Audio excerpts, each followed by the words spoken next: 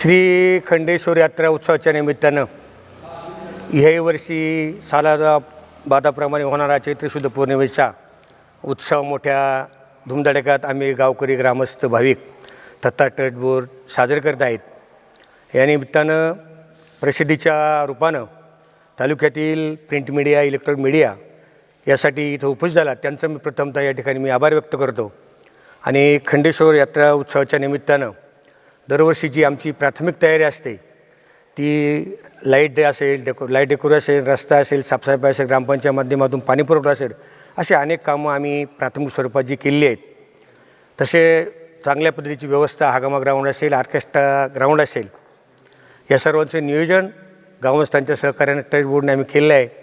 या परिसराच्या विकास कामासाठी, यात्रेसाठी आमच्या गावातील अनेक बाहेरील काम करणारे जे काय ग्रामस्थ आहेत, नोकरीवर वर्ग आहे, तोहीसुद्धा आम्हाला मोठ्या प्रमाणात सहकार्य करतो आहे. गावचे तरुणाईसुद्धा आम्हाला सहकार्य करते, परिसरातील ग्रामस्थसुद्धा, भाविकसुद्धा तनमनधनाने आम्हाला सहकार्य करतात. आणि ही यात्रा केवळ गावची म्हणजे महाराजचीच नसून तालुक्याची एक मोठी यात्रा आहे. ह्या यात्रेत सर्व ग्रामस्थांना, भाविकांना मी आश्वासित करतो का तुम्ही सर्वांनी याही वर्षी दिनांक 2, 3, 4 एप्रिल रोजी सर्व भाविकांनी दर्शनासाठी यात्रेला यावं, या यात्रेची शोभा वाढवावी. तसेच यात्रेच्या काळात जे काही उत्सव असतील त्यामध्ये ऑर्केस्ट्रा असेल, हंगाम असेल, तरुणाईने शांततेची गरज आहे. तरुणांना मी एक विनंती करतो का आम्ही लाखो रुपये देऊन मनोरंजनाचे कार्यक्रम ठरवलेत, तुम्ही त्यांचा कार्यक्रम पहा. आपली कला, त्यांची कला आपण पहा, आपण त्यांना कला दाखवू नका. तुम्हाला जर कला दाखवायचं तुम्ही हंगामाच्या दिवशी दाखवा, असं शांततेचं आव्हान मी तरुणाईलाही करतो. खरं तर महामंडलेश्वर रामकृष्ण महाराज लवितकर 1985 साली अखंड हरिनाम सप्ताह या ठिकाणी प्रथमतः यांनी अतिमहारुद्र स्वाकार यज्ञ झाला आणि तिथून पुढेच ह्या महादेव गावाला तीर्थक्षेत्राचं स्वरूप या गावाला मिळालं. या सप्ताहाच्या निमित्तानं अनेक विचारवंत, कीर्तनकार या ठिकाणी त्यांचे पाय या गावाला लाभले आणि परिसराला याचा लाभ झाला. त्यामध्ये सरला बाबर असेल, शिवाजीराव भोसले असतील, बाळासाहेब भारदे असतील, पोपटराव पवार असतील, अण्णा हजारे असतील, असे अनेक महंत, तसेच कीर्तनकार धोंडा महाराज देगलूरकर, जनार्दन स्वामी महाराज, शंकराचार्य, भगवान बाबा, नामदेव शास्त्री, इंगळे महाराज, हल्लीचे प्रबोधनकार निवृत्ती महाराज इंदोरकर, असे अनेकांचे कीर्तनांची संत मांदियाळी या तीर्थक्षेत्रात येऊन गेली. त्याचाही पदस्पर्शाचा आणि दर्शनाचा लाभ या रूपानं भाविकांना झालेला आहे. या निमित्ताने मी आमचे ट्रस्ट बोर्ड सध्याचे विद्यमान अध्यक्ष माननीय पृथ्वीराज पासे यांनी अनेक कोट्यवधीची कामं माननीय खासदार भाऊसाहेब वागचौरे, खासदार सदाशिवराव लोखंडे, माननीय आमदार किरणजी लामटे अनेकांच्या माध्यमातून अनेक कोटीची कामं या ठिकाणी आणलेली आहेत. त्यात संरक्षण भिंत असेल, कठाडा असेल, भक्तनिवास असेल, खंडेश्वर कार्यालय असेल, मंगल कार्यालय असेल, भोजनालय असेल, पाणीपुरवठा व्यवस्था असेल, लाईट डेकोरेशन, ते त्यांच्या याच्यामध्ये नक्कीचपणे सांगतील. त्याही रूपानं आमच्या गावातील दानशूर व्यक्ती मुरलीधर किरू असे यांचंही मोठं योगदान या विकासासाठी लाभलेलं आहे, त्यांचाही या ठिकाणी मी उल्लेख करतो. खरं तर जी काही बांधकाम झाली ही कोट्यवधीची कामं आमचं ट्रस्ट बोर्ड स्वतः प्रतिभाषे आणि त्यांना विश्वास आम्ही साध्यानं सर्व गावकरी एकजुटीनं एकामतानं सर्व कामं शासनाच्या माध्यमातून या ठिकाणी राबवतो आणि ते खऱ्या अर्थानं हा विकास या तालुक्यालासुद्धा भूषणावं असा आहे आमचा असा मानस आहे. हे तीर्थक्षेत्र तालुक्यापुरतं न राहता जेजुरी असेल, कोरठण असेल, पाली असेल, अशा खंडोबाचे जे देवस्थान आहे, हे शंकराचं ठाण आहे, त्यानिमित्तानं एक मोठं झालं पाहिजे. या ठिकाणी अनेक भाविक या ठिकाणी येतात. खंडेश्वराला आम्ही एक नंदी बसवलेला आहे. शंकराचा वाहन नंदी असल्यामुळे लोक आपला नवस त्या नंदीच्या कानात सांगतात आणि नवस पूर्ती करण्यासाठी पुन्हा भाविक या ठिकाणी येतात. अशी एक लोकांची श्रद्धा या आमच्या देवतेवर, या आमच्या गावावर पडलेली आहे. त्या रूपानं अनेक भाविक या यात्रेसाठी येत असतात. मी तरुणाईला ह्याही रूपाने पुन्हा एक आव्हान करतो का आपला कार्यक्रम कुठलाही मतभेद न करता हा चांगल्या पद्धतीने विकास कामं झालेली आहेत. त्यामध्ये स्वर्गीय माजी मंत्री मधुकररावजी पिचड साहेब यांनीसुद्धा 1996 साली पूल दिलेला आहे. माजी मंत्री वैभवराव पिचड यांच्या माध्यमातून कैलासराव वागचौरे यांनीसुद्धा पेवर ब्लॉकचं काम दिलेलं आहे.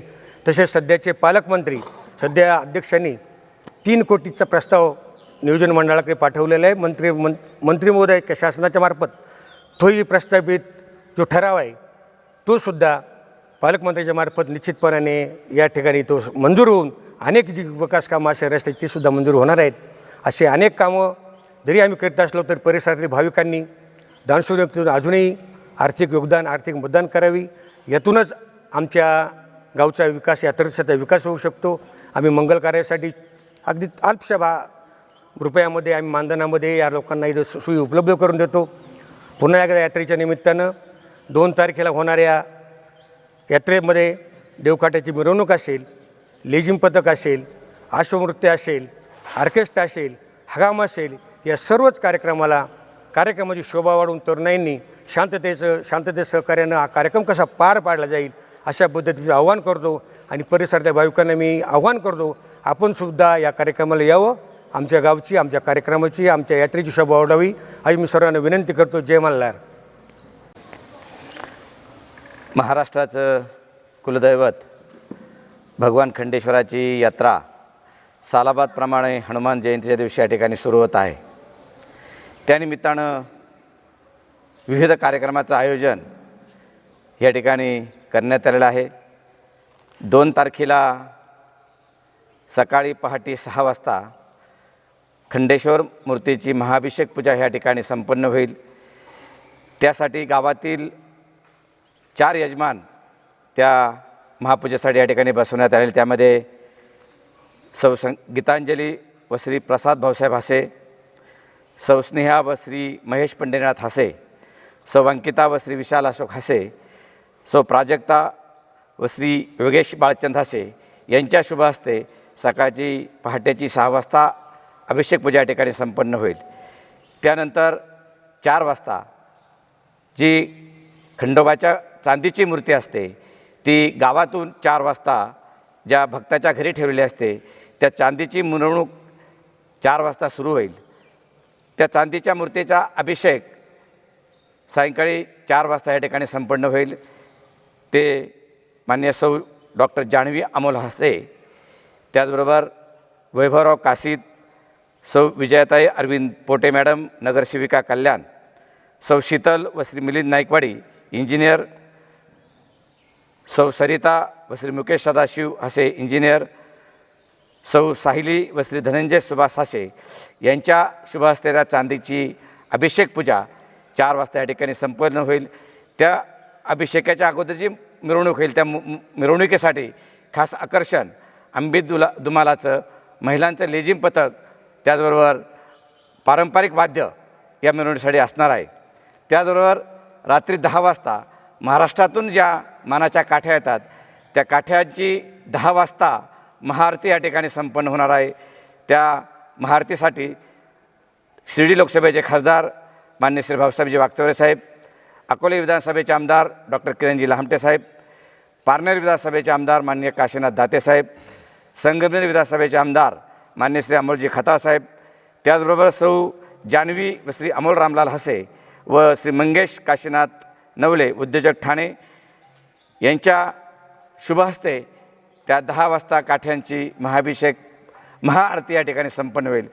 त्यापूर्वी सायंकाळी 7 वाजता जी आरती असते ती आरतीसुद्धा या शिर्डी लोकसभेचे माजी खासदार सदाशिव लोखंडे साहेब, त्याचबरोबर जिल्हा बँकेचे संचालक अमितजी भांगरे, त्याचबरोबर आदिवासी जुन्नर संस्थेचे सेक्रेटरी देवरामजी मुंढे, माननीय सीताराम पाटील गायकर, चेअरमन अगस्ती कारखाना यांच्या शुभ हस्ते संपन्न होणार आहे.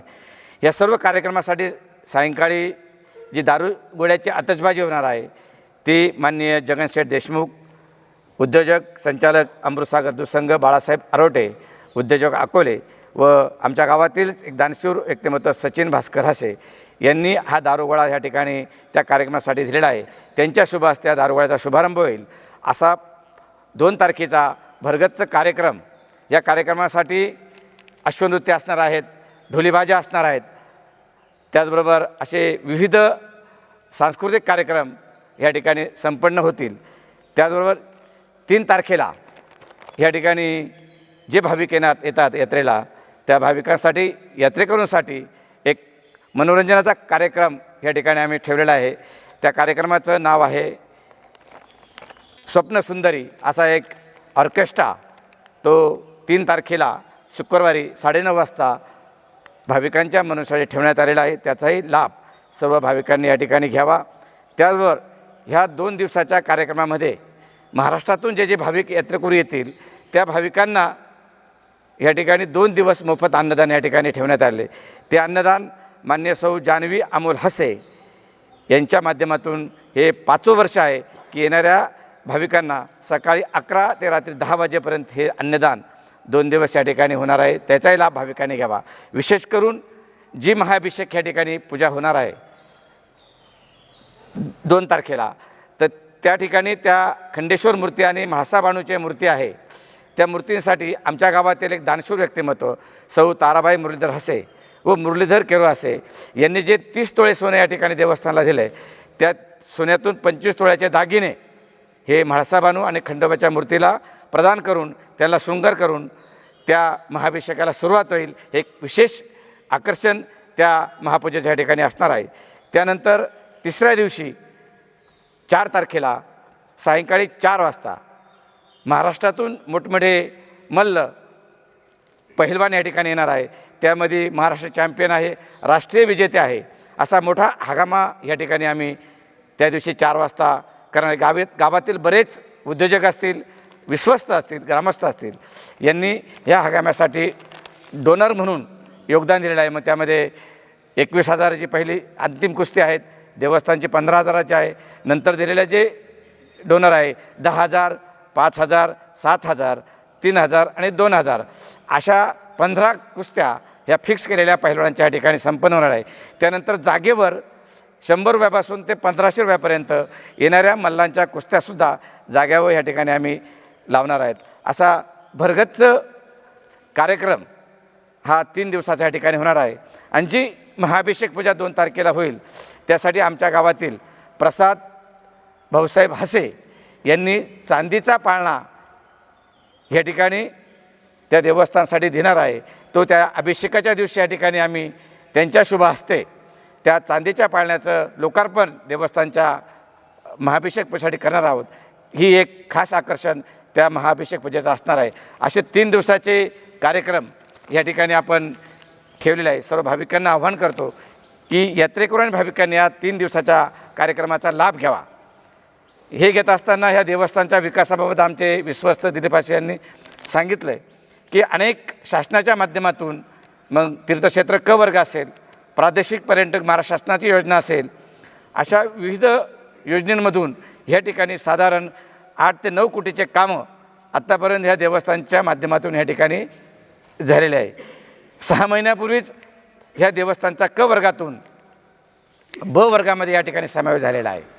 ही एक आनंदाची बाब आम्हा सर्व ट्रस्टींना आणि ग्रामस्थांना आणि तरुण मंत्रिमंडळाला आहेत. त्या ब वर्गातून आम्ही शासनाकडे 5 कोटी विकास कामाचा प्रस्ताव की लोकांना ज्या प्रवेशद्वारातून ह्या ठिकाणी यावं लागत मंदिरापर्यंत, रस्ता छोटा आहे, तो काँक्रीटीकरणाचा रस्ता, बाजूने संरक्षक भिंत, अशा पद्धतीचा 5 कोटीचा प्रस्ताव शासनाकडे मंजुरीसाठी पाठवलेला आहे. 3 कोटीचाही प्रस्ताव प्रादेशिक पर्यटनमधून या ठिकाणी आम्ही पाठवला आहे. शासनाकडे ज्यावेळेस निधी उपलब्ध होईल त्यावेळेस निश्चितच ते प्रस्ताव मंजूर होईल आणि सर्व सुविधा ह्या देणगीदाराच्या माध्यमातून, शासनाच्या माध्यमातून असतील, ह्या देवस्थानचे विश्वस्त मंडळ, ग्रामस्थ, तरुण मंडळ यांच्या सर्व सहकार्यातून हा विकास तालुक्यातील आज 1 नंबर विकासाचं देवस्थान म्हणून खंडेश्वर देवस्थान म्हाळादेवीचं नाव या ठिकाणी घ्यावं लागेल. कारण सर्व सुविधा, भक्तनिवास असेल, गोरगरिबांचे लग्न मंगल कार्यालय असेल, जेवणाची व्यवस्था असेल, ट्रस्ट कार्यालय या ठिकाणी 80 लाखाचं ट्रस्ट कार्यालय या ठिकाणी पूर्णत्वाला आले, त्याचंही या ठिकाणी आता आम्ही यात्रेला ते ट्रस्ट कार्यालय चालू करतो आहे. अशा विविध विकासकाम, गार्डन असेल, पाण्याची टाकी असेल, अशा विविध व्यवस्था ह्या शासनाच्या माध्यमातून या ठिकाणी होत आहे. सर्व याचा आम्हाला सर्वांना आनंद आहे. त्यामध्ये सर्वांचं योगदान आहे. खासदार भाऊसाहेब लोखंडे असतील, माजी खासदार सदाशिव लोखंडे असतील, मधुकररावजी माजी मंत्री मधुकर पिचड असेल, डॉक्टर किरणजी लामटे असतील, ह्या सर्व मंडळींचं योगदान. इथे कोणतंही राजकारण ह्या देवस्थानात आत्तापर्यंत आम्ही येऊ दिलेलं नाही. म्हणून सर्व नेते मंडळी आम्हाला ह्या देवस्थानच्या विकासासाठी मदत करताय, हे सुद्धा या ठिकाणी मला नमूद करावं लागेल. म्हणून पुन्हा एकदा सर्वांना विनंती आहे की आपण ह्या यात्रेनिमित्तानं सर्व कार्यक्रमाचा लाभ घ्यावा, दर्शनाला यावं, या ठिकाणी लोकांना घरबसल्या दर्शन व्हावं म्हणून आम्ही खंडेश्वर देवस्थानच्या नावाने यूट्यूब चॅनल या ठिकाणी आमचे पुण्याचे इथले नाथ जावई आहे त्यांच्या माध्यमातून ते मोफत या ठिकाणी 24 तास लाईव्ह दर्शनसुद्धा या ठिकाणी घरबसल्या भाविकांना मिळणार आहे, त्याचाही लाभ सर्वांनी घ्यावा अशी विनंती करतो. आणि पुन्हा एकदा आपल्या आलेल्या सर्व पत्रकार मंडळीचं मी या ठिकाणी आभार व्यक्त करतो आणि थांबतो. बोला आता. भगवान खंडेश्वराच्या यात्रेनिमित्त आयोजित ही पत्रकार परिषद, या पत्रकार परिषदेनिमित्त उपस्थितीत म्हाळादेवी गावातील ग्रामस्थ तसेच खंडेश्वर देवस्थानचे अध्यक्ष व विश्वस्त या ठिकाणी मोठ्या संख्येने उपस्थितीत आहे. त्याचबरोबर या गावामध्ये अनेक वर्षापासून यात्रा महोत्सव हा चालत आलेला आहे. या यात्रेचं वैशिष्ट्य जर पाहिलं तर पंचक्रोशीतील सर्वात मोठी यात्रा म्हणून या म्हाळादेवी गावची यात्रेचा या ठिकाणी उल्लेख होते.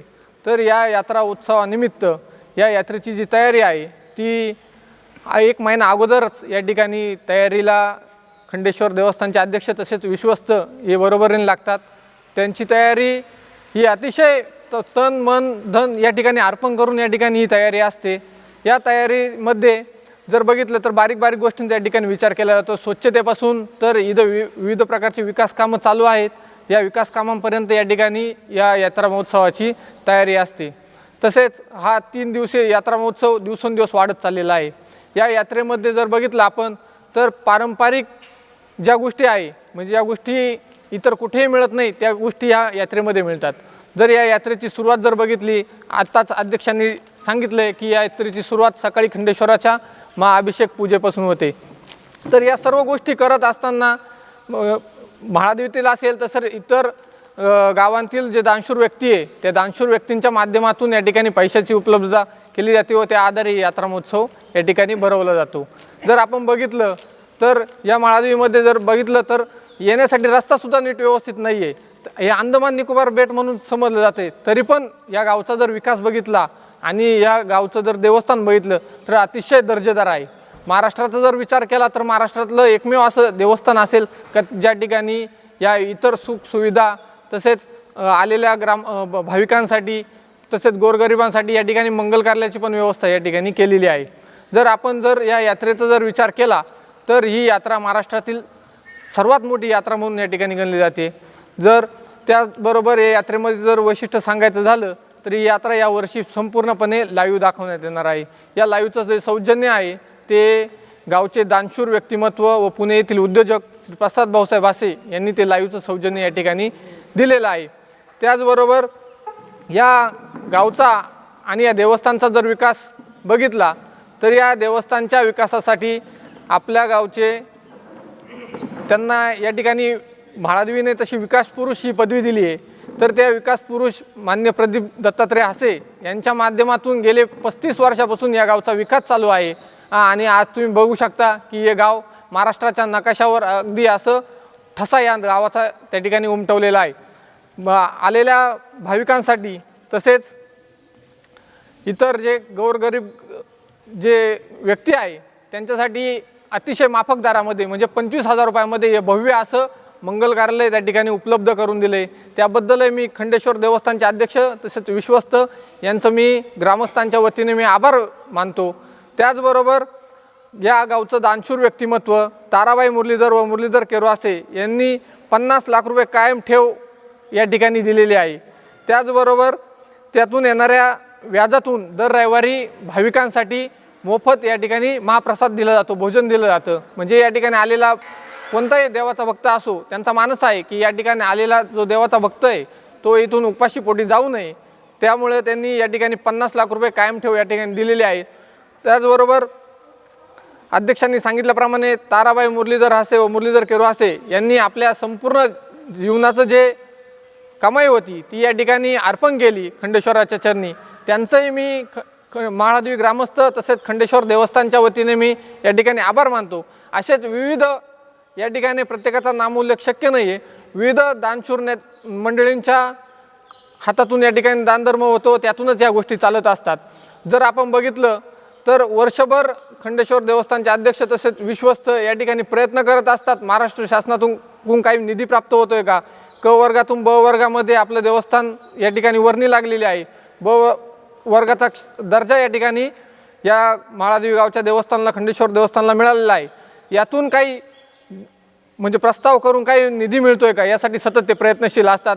मी आजपर्यंत बघत आलो आहे, नेहमी नगर असेल, मुंबई असेल, मंत्रालय असेल, हे रात्र दिवस न बघता त्या ठिकाणी ते जात असतात व गावच्या विकासासाठी खंडेश्वर देवस्थानचे अध्यक्ष प्रदीप हासे सतत हे प्रयत्नशील असतात व त्यांना मोलाची साथ ही त्यांचे विश्वस्त मंडळ कुठल्याही प्रकारचा 1 रुपया न लाभ घेता या ठिकाणी स्वयंसेवा या ठिकाणी देण्यासाठी येतात. त्यांचंही मी म्हाळादेवीच्या ग्रामस्थांच्या वतीने मी या ठिकाणी विशेष आभार मानतो. तसेच या यात्रेचं यावर्षी जर आपण खास वैशिष्ट्य पाहिलं तर विविध मोठे मोठे कार्यक्रम या ठिकाणी आयोजित केलेलेच आहेत. त्याचबरोबर यावर्षी नव्याने सुरुवात झालेली राडगाडगे, थोडक्यात त्यांना पाळणं आपल्याला या ठिकाणी मानता येईल, याची पण या ठिकाणी व्यवस्था केलेली आहे. तरी मी पंचक्रोशीतील तसेच महाराष्ट्रातील भाविकांना आवाहन करतो की यावर्षी मोठ्या संख्येने या ठिकाणी सामील व्हा आणि या यात्रेचा आनंद घ्या. तसेच या यात्रेनिमित्त विविध विकास कामे या ठिकाणी चालू आहे, त्यासाठी पण भरभरून दानधर्म करा. मी असं म्हाळादेवी गावाचे देवस्थान तसेच म्हाळादेवी गावच्या ग्रामस्थांच्या वतीने मी या ठिकाणी पंचक्रोशीतील तसेच महाराष्ट्रातील भाविकांना या ठिकाणी आवाहन करतो.